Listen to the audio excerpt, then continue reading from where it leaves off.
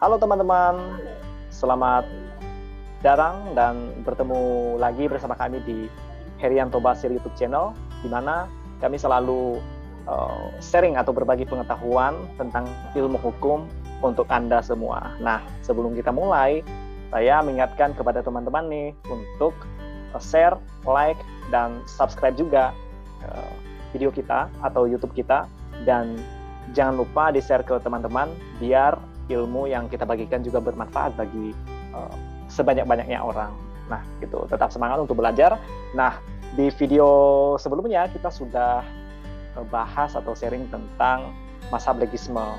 Nah, sekarang kita mau membahas tentang mazhab utilitarianisme. Nah, utilitarianisme ini kalau dalam di kelas kita sering mendengar nama Jeremy Bentham sebagai pelopor daripada mazhab utilitarianisme ini. Nah, seperti biasanya kita akan ditemani oleh Bang Herianto Basir sebagai teman bicara kita. Halo Bang Heri, apa kabar? Baik, syukur. Baik. Bang Heri, kira-kira tadi sudah dengar lah ya. Tadi kita mau bicara apa.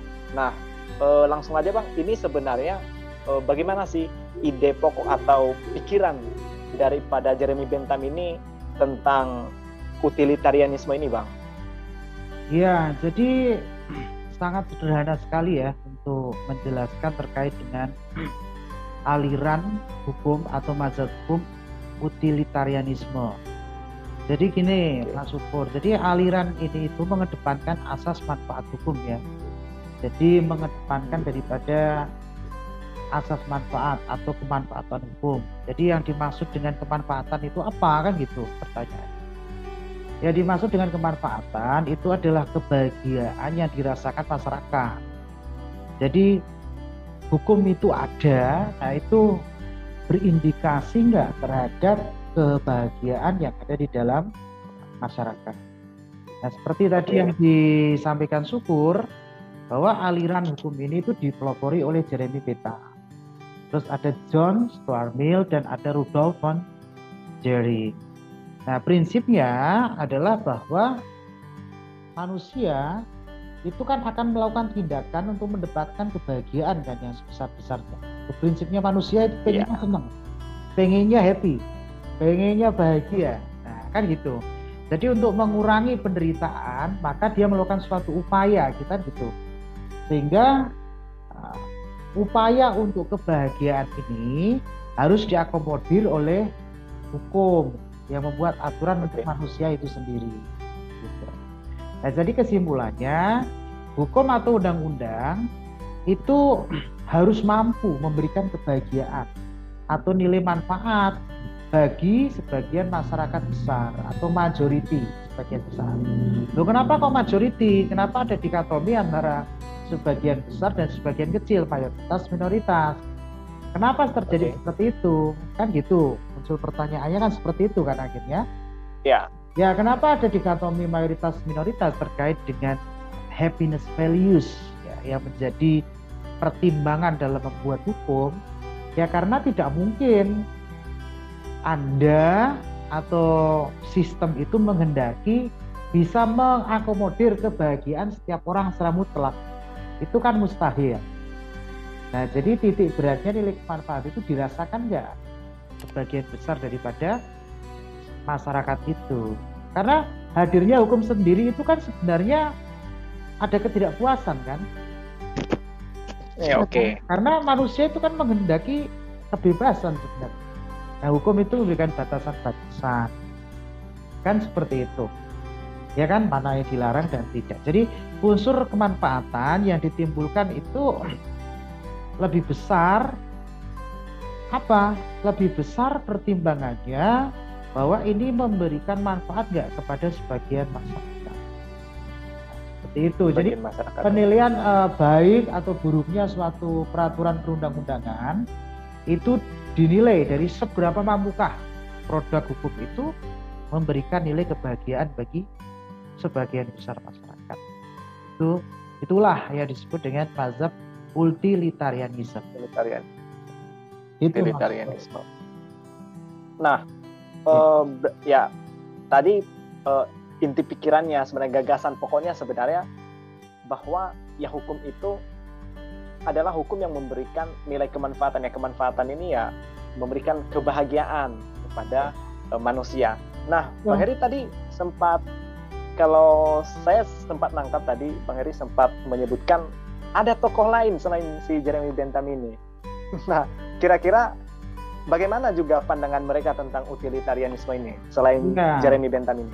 Ya, sebenarnya Jeremy Bentham itu adalah tokoh yang paling populer ya, seorang yuris yang populer yang memutuskan adanya mazhab hukum ini. Ya. Gitu. Itu kalau Jeremy Bentham. Kalau Jeremy Bentham kan menempatkan manusia itu sebenarnya di bawah kekuasaan alam gitu.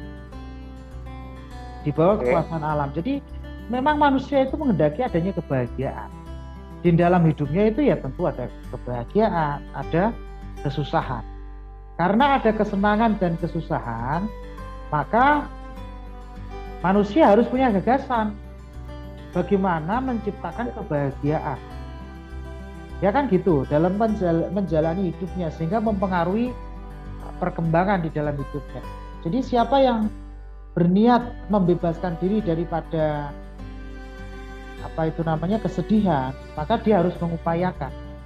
Maka hukum itu adalah sebagai alat gitu ya untuk menciptakan dan mengatur manusia yang hidup di dalam masyarakat. Kan seperti itu. Jadi Jeremy Bentham mengatakan bahwa pada prinsip pemikirannya bahwa hukum itu pertama dia harus memberikan jaminan kebahagiaan bagi tiap individu dulu sebelum kebahagiaan kolektif. Jadi dia mengedepankan kebahagiaan pada tataran individu dulu sebelum kolektif. Nah, yang kedua, kebahagiaan yang dimaksud itu adalah kebahagiaan yang bisa diukur secara kuantitatif gitu. Karena menurutnya kualitas kesenangan orang itu selalu sama. Nah, ini menurut Jeremy Bentham ya. Jadi Jeremy Bentham mengatakan kebahagiaan harus diukur dengan parameter kuantitatif karena menurutnya hampir sama nih taraf kesenangan atau kebahagiaan masyarakat gitu loh. Nah, sehingga hukum itu harus mengakomodir kepentingan individu dulu, bisa membuat seorang individu, seorang subjek hukum ini bahagia atau tidak, baru masyarakat yang kedua kan gitu. Terus yang prinsip yang ketiga, jadi untuk mewujudkan kebahagiaan individu dan masyarakat, maka peraturan undang-undang itu dibuat harus ada 4 syarat. Bisa memberikan nafkah hidup, undang-undang itu menurut pandangan. Bisa memberikan nafkah untuk kebutuhan pokok seperti makanan, bisa memberikan perlindungan, dan bisa memberikan kesetaraan. Nah, gitu. Nah, kalau kita lihat pandangan dari Bentham itu sendiri, itu malah justru sangat individualistik. Nah, seperti itu. Ya, benar ya. Iya, sangat individual karena hukum itu harus membahagiakan subjek hukum dulu secara individu. Seperti yang saya jelaskan tadi kan, harus melihat kebahagiaan individu ini terlebih dahulu gitu loh. Tetapi yang perlu dikritisi bahwa pandangannya terkait dengan kebahagiaan itu kan tadi lebih mendahulukan kesenangan pribadi kan dibandingkan dengan kesenangan masyarakat secara umum. Jadi konsep ini sebenarnya sangat absurd sekali gitu, di mana bagaimana mungkin mengukur kebahagiaan itu secara kuantitatif, karena kebahagiaan itu kan sifatnya personal kan begitu. Ya kan, jadi konsep ini itu memunculkan sikap individualistik yang besar gitu. Jadi tidak memperhatikan konsep manusia sebagai bagian daripada masyarakat. Dan yang lebih absurdnya lagi gitu, Bentham ini syukur tidak menjelaskan ya ukuran atau standar menggunakan skala apa gitu kebahagiaan kuantitatif itu. Karena kebahagiaan itu tidak bisa diukur secara personal, secara kolektif kan gitu. Gitu loh. Jadi nggak mungkin bisa diukur secara person to person gitu. Ya nggak mungkin hukum terbentuk karena setiap orang kan beda kepala kan, beda pandangan hidup, beda background, beda pandangan hidup. Itu Jeremy Bentham. Ada yang juga yang mendukung pendapat daripada Jeremy Bentham, yaitu John Stuart Mill, kan itu tadi. Ada pemikirannya sebenarnya John Stuart Mill ini sepakat dengan apa yang diajukan Bentham juga gitu. Jadi perbuatan yang dilakukan hendaknya bertujuan untuk memberikan kebahagiaan, termasuk di dalam membuat suatu peraturan perundang-undangan. Gitu. Jadi dia mengamini pendapat daripada Jeremy Bentham. Terus ada tokoh yang lain seperti Rudolf von Jhering. Kalau Rudolf von Jhering itu berbeda dengan Bentham. Jadi Jhering lebih menitik beratkan pada kebahagiaan atau kesenangan kolektif masyarakat dibandingkan dengan individu. Jadi ada upaya untuk menempatkan pada posisi yang seimbang gitu. Jadi menurut dia itu esensi hukum yang tercermin dalam tujuannya, ya kan? Itu untuk melindungi kepentingan kebahagiaan masyarakat, kepentingan masyarakat itu sendiri. Nah, termasuk memperkecil kemungkinan adanya konflik. Nah, itu kan ada nilai manfaat. Semakin hukum itu ada, kalau memang memperkecil konflik, nah berarti punya nilai manfaat. Ya kan begitu. Gitu. Jadi menurut Jhering sangat beda dengan Bentham, bahwa kebahagiaan yang dimaksud adalah nilai manfaat secara kolektif yang ada di dalam masyarakat.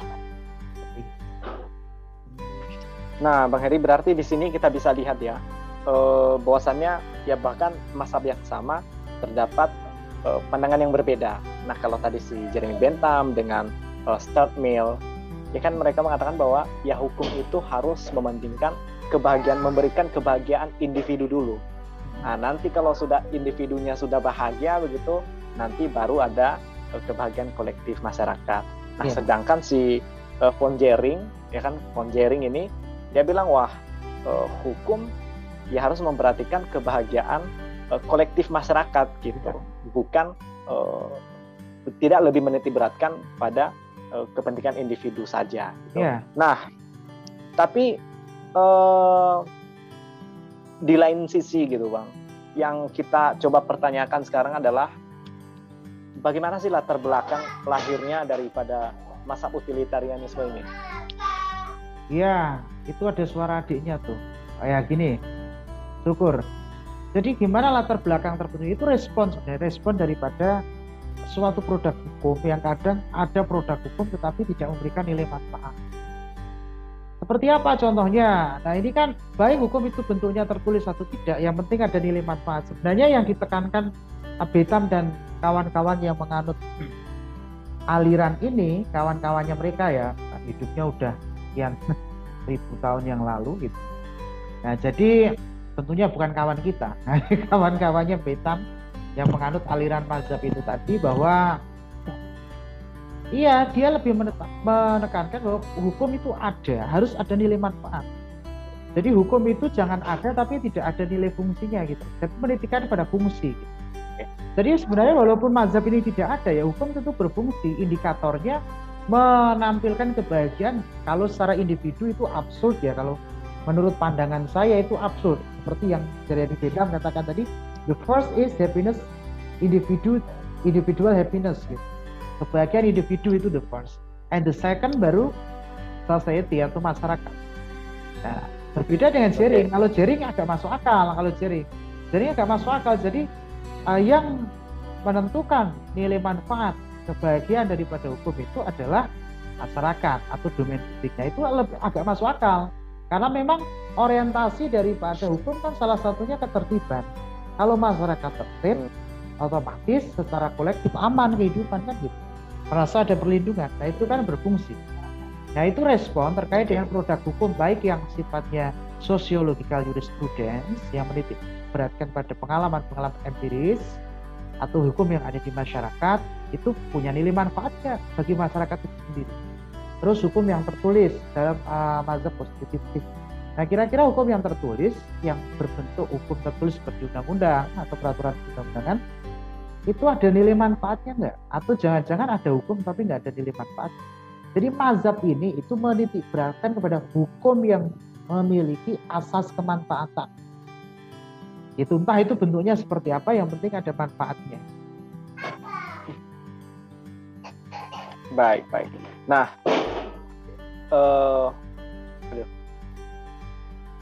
baik Bang Heri.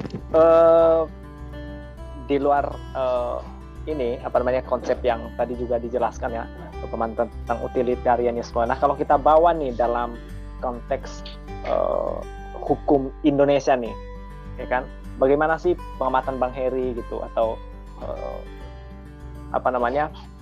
pandangan Bang Heri pengaruh daripada masa utilitarianisme ini terhadap praktek hukum Indonesia gitu, gimana Bang? Sorry ya, saya bersendawa ya, agak masuk angin. Nggak masalah ya? Siap. Nggak apa-apa. Kalau di dalam konteks Indonesia, karena mazhab ini kan membahas terkait dengan fungsi ya, terkait dengan fungsi daripada hukum itu, memberi manfaat atau tidak. Tentu kalau dalam konteks Indonesia mengatur yang menganut sistem legisme positivistik, bahwa hukum itu lahir dari undang-undang, kan seperti itu ya. Jadi ya tentu undang-undang itu nanti punya nilai manfaat atau tidak ketika undang-undang itu sudah diundangkan. Baru kita bisa menilai bahwa itu memberikan dampak positif tidak terhadap kehidupan masyarakat. Nah, karena nilai kemanfaatan itu kan adalah fungsi kan. Nah, kalau fungsi itu kita bisa uji ketika suatu hukum itu berlaku. Baru kita bisa katakan itu efektif apa enggak. Kan seperti itu. Okay. Terus mendorong adanya kesadaran masyarakat terkait dengan adanya hukum itu tinggi enggak, menambah mereka terlindungi tidak dalam menyampaikan pendapat, berekspresi, ataupun di dalam hidup terkait dengan rasa aman hidup dalam suatu masyarakat. Nah, itu baru kita bisa mengatakan bahwa hukum itu punya nilai manfaat. Sekali lagi kan saya katakan tadi ya, bahwa mazhab ini itu membahas terkait dengan hasil daripada produk hukum itu terkait fungsinya punya nilai manfaat atau tidak. Jadi kalau dalam konteks Indonesia ya tentu kita lihat bahwa suatu norma itu berlaku harus memberikan nilai manfaat. Bukan hanya asal membuat undang-undang tapi tidak ada nilai guna. Itu. Jadi menilainya seperti itu, karena mazhab Indonesia kan legistik ya. Legistik itu artinya formalistik, semua berdasar pada hukum tertulis. Nah, hukum tertulis itu bermanfaat enggak? Jadi mazhab ini bisa masuk sebenarnya ke dalam sosiologi jurisprudens ataupun mazhab positivistik yang sangat legalisme. Iya. Intinya berarti ini ya sekalipun ada istilahnya, sekalipun ada peraturan perundang-undangan ya kalau tidak ditegakkan dengan baik ya tidak ada nilai manfaat. Nah, tentunya gitu ya, kan jadinya kan Jeremy Bentham kan yang mempelopori mazhab ini kan ada nggak nilai kebahagiaan? Intinya ada nilai manfaat nggak produk hukum itu? Karena manusia itu pada dasarnya ingin mencari kebahagiaan gitu loh. Pengen senang, pengen bahagia. Nah, itu terkait dengan paradigma berpikirnya si Bentham. Itu kalau dalam konteks Indonesia bahwa undang-undang itu mampu ada nilai fungsinya enggak? Kan begitu. Ketika setelah berlaku menjadi hukum positif, use konstitusi. Itu syukur. Nah, baik Bang Heri. Nah, barangkali teman-teman untuk sharing kita kali ini, teman-teman harapannya sudah mendapatkan pemahaman ya tentang utilitarianisme ini, bahwasanya poin pokok yang perlu diingat adalah utilitarianisme ini menuntut hukum itu harus ada nilai manfaatnya. Nah, manfaat tadi yang dimaksud di sini adalah kebahagiaan, ya kan? Nah, tadi ada dua pandangan tuh yang berbeda, kebahagiaan individu itu oleh Jeremy Bentham dan Stuart Mill. Nah, pandangan kedua itu ya hukum memberikan kebahagiaan kepada kolektif masyarakat. Nah, itu tadi dari pemikiran si Jering gitu. Nah, tetapi itu bisa, saya pikir itu bisa digabung lah ya sebagai pemahaman khazanah tentang utilitarianisme ini. Nah, barangkali Bang Heri kita cukupkan pembahasan kali ini. Mungkin bagi teman-teman, semoga video pemahaman tentang utilitarianisme kali ini bermanfaat bagi teman-teman semua. Nah, kalau kemudian video ini bermanfaat, jangan lupa di like, ya subscribe juga. Dan kalaupun mau merequest, ya kan, untuk tentang pembahasan apa ke depan, silakan tinggalkan di komentar. Nanti kalau memang ada waktu kita bikin videonya begitu, kita bahas begitu. Nah, tapi yang terpenting adalah jangan lupa share ke teman-teman, karena di luar sana banyak juga yang membutuhkan, yang ingin mendapatkan pengetahuan. Nah, pesan saya, jangan pernah berhenti belajar, jangan pernah berhenti untuk mendapatkan literasi baru, baik itu dengan menonton video YouTube, ya kan, atau membaca buku, karena itu akan memperluas khazanah keilmuan hukum kita. Nah, Bang Heri, terima kasih banyak. Sama-sama. Oke, teman-teman, sampai jumpa di episode berikutnya.